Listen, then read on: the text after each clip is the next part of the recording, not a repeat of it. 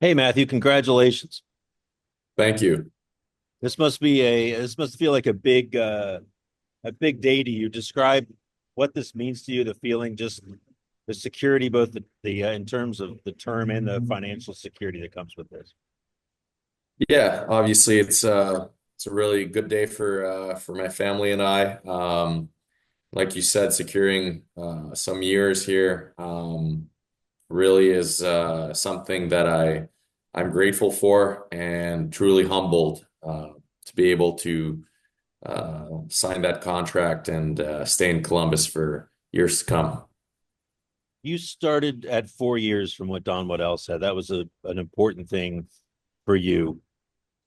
Why was term so important? Why is was that length of time specifically in Columbus that important to you? Well, it's security. I have a family. We don't have careers that go into our 50s and 60s, so we have to make the most out of the time that we have playing hockey.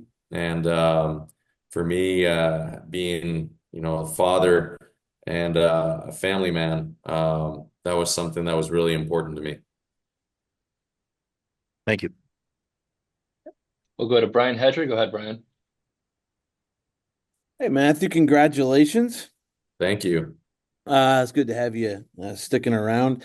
I was, thinking about this. You know, how much did it matter? Did it matter to you during, this whole process and you thinking, hey, I want to stay here, that the Jackets went out and got you, in a trade? And does that kind of, make this even more, special for you that this is the team that initially that they wanted to go out and get you? Yeah, for sure. And it was definitely part of the of my journey and the process of becoming a steady NHL player. I thought, the first day I got to Columbus, I really liked everything about it, the guys in the room. I liked the city. A couple of guys brought me in the city for an OSU game, and that really opened my eyes to a bunch of stuff. And then, it just kept getting better and better as we stayed here. And yeah, I couldn't be more fortunate to stick around in a great city like Columbus for some years here. And I know we've talked about this in the past a little bit, but this team appears to be kind of rounding the corner uh, quickly, and becoming a contending team.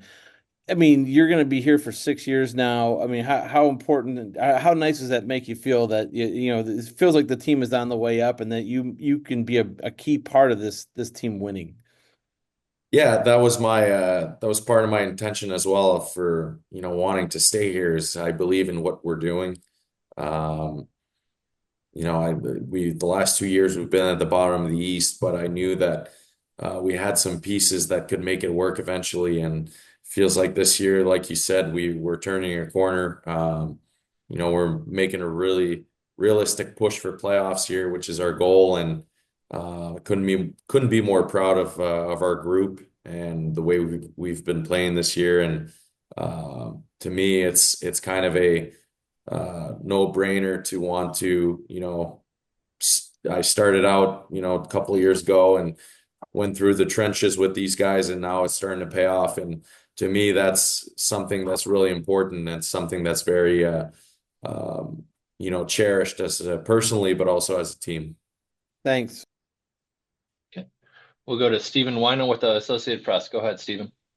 Hey Matthew, congratulations on the deal. When Boone Jenner went down at the start of the season, how much did you sort of feel incumbent on to sort of fill a leadership void in the room and just kind of grow into the role that kind of a leadership role this season? Yeah, well, first of all, replacing a guy like Boone is almost impossible to do.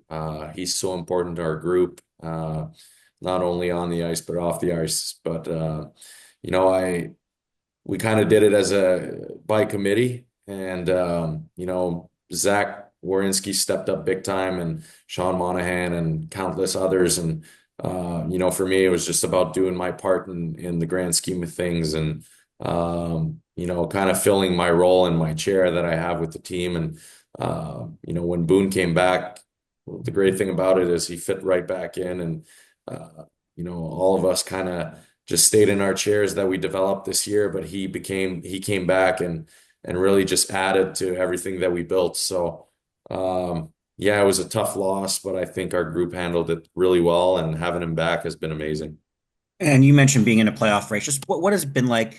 What has Dean Evison done for you guys? Like, just how fun is it just being in contention, maybe surprising a lot of people around the league?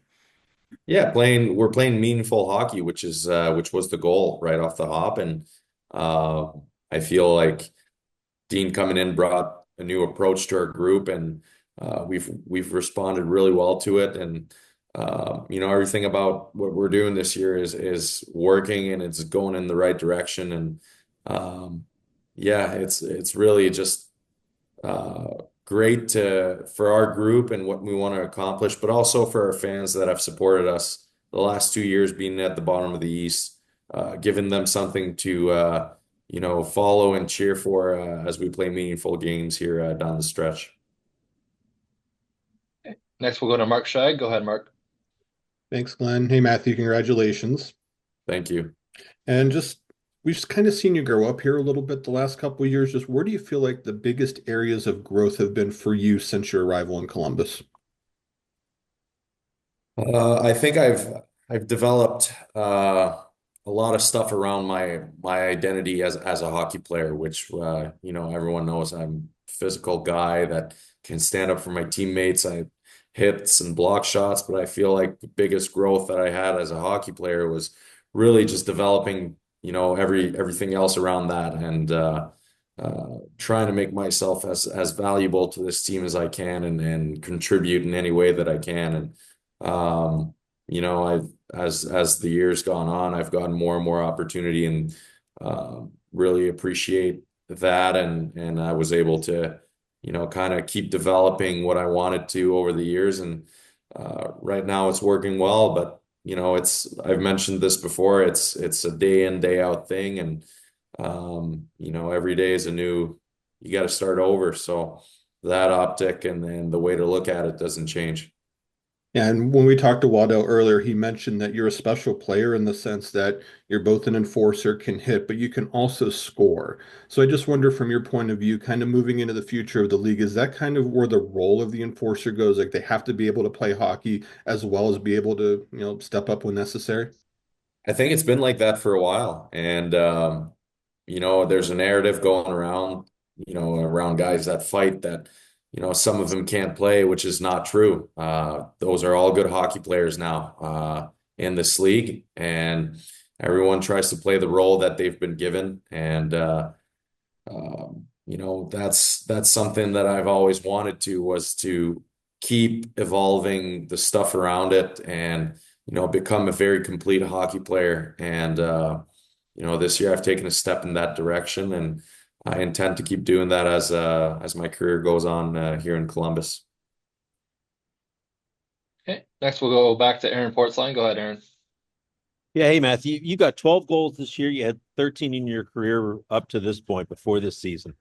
I'm sure there are some people looking at what you've done on the ice this year and wondered if those 12 goals are not a career year for you, as people like to say.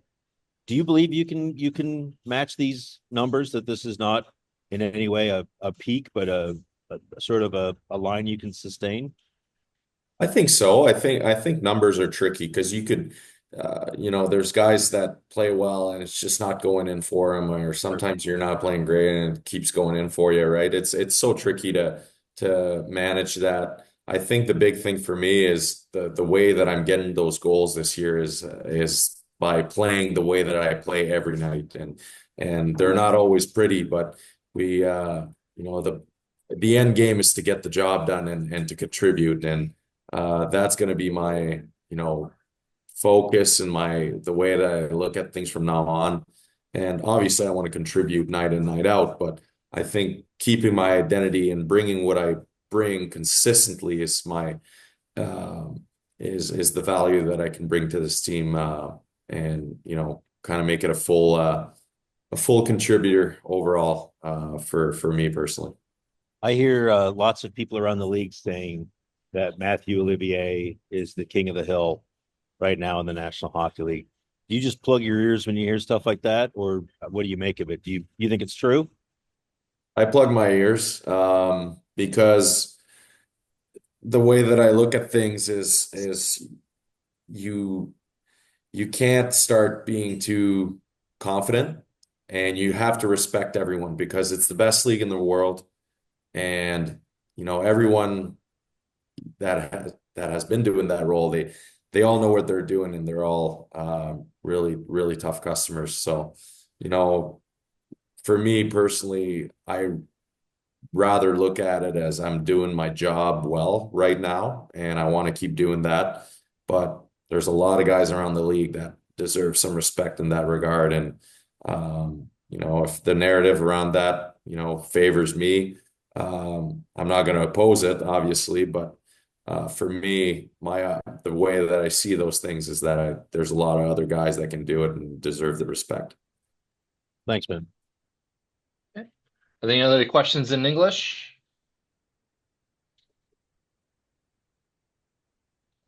All right, we'll have open to some questions in French. If you have a question in French, please raise your hand. We'll go to Antonin Besner from RDS. Go ahead, Antonin. Thank you. Salut Mathieu, félicitations pour ton contrat. Je vais te faire répéter un petit peu ce que tu as dit en anglais déjà. Tu sais, c'est un contrat quand même assez important, assez long, avec un bon montant aussi. Pour un gars, on va dire, d'énergie qui n'a jamais été repêché, c'est quoi ton sentiment en ce moment? Puis est-ce que tu as pris le temps de réfléchir un petit peu à ton parcours qui t'a mené jusqu'à aujourd'hui? Absolument, c'est sûr que j'ai réfléchi à mon parcours. Ça a été un parcours qui n'était pas nécessairement typique, puis qu'on voit pas souvent au Québec. Je dirais que c'est pas, je suis pas un genre de joueur qu'on développe tant que ça. Maintenant, est-ce que j'ai une fierté pour ce que j'ai accompli? Oui. Mais maintenant, il faut que je continue à le faire comme je l'ai fait jusqu'à maintenant. Le contrat, c'est une belle sécurité pour ma famille et mes enfants. Par contre, mon but est de continuer de devenir un joueur de hockey de plus en plus complet, puis de continuer à contribuer au succès des Blue Jackets. On parlait un peu plus tôt avec Don Waddell qui disait que tu es un des joueurs clés dans le vestiaire avec ce que l'équipe est en train d'accomplir présentement. C'est un gros vote de confiance aussi de l'organisation aujourd'hui. Tu le reçois comment, ce vote de confiance-là? Très positivement. Je pense que le vote de confiance est bien, mais justement, ça veut dire qu'il ne faut pas changer rien à la façon que j'approche la saison, que j'approche ma présence au jour le jour. Puis c'est quelque chose que j'avais pas l'intention de changer, mais ça fait juste prouver que euh, la façon qu'on fonctionne cette année comme équipe, ben, ça va bien. Donc, pour moi, c'est juste de continuer de cette façon-là. Merci beaucoup, puis bonne chance pour la fin de la saison. Merci. Okay. Next, we'll go to Jonathan Roberge from Radio Canada. Go ahead, Jonathan. Salut Mathieu, Jonathan Roberge à Shawinigan, félicitations. Écoute, tu as parlé de ton rôle qui est quand même précis. Tu as dit on n'en développe pas beaucoup au Québec. Tu aurais sans doute eu le choix d'aboutir dans n'importe quelle équipe en juillet en devenant joueur autonome. Pourquoi c'est important pour toi de t'entendre dès maintenant à long terme avec les Jackets? Ben, premièrement, c'est un bon fit pour moi dans l'organisation, avec l'équipe, avec mes coéquipiers. C'est un groupe que j'adore. C'est un groupe en qui je crois pour nos chances de devenir une équipe qui est constamment dans les séries. Euh, mais non seulement ça, c'est une belle sécurité pour ma famille et mes enfants aussi. C'est quelque chose qu'on doit garder en tête quand on fonde une famille. Euh, Puis Columbus est une ville qui est extrêmement, qui vient rejoindre beaucoup nos valeurs familiales. Puis les gens sont très accueillants. C'est une ville qui a un peu de tout pour tout le monde. Puis ayant grandi au Québec, on n'en entend pas parler, mais c'est vraiment un petit bijou caché aux États-Unis. Puis pour nous de pouvoir s'établir là, puis de continuer ma femme et moi, d'élever nos enfants dans une ville comme ça, c'était quelque chose qui était quand même très important pour nous. Merci beaucoup Mathieu, félicitations. Merci.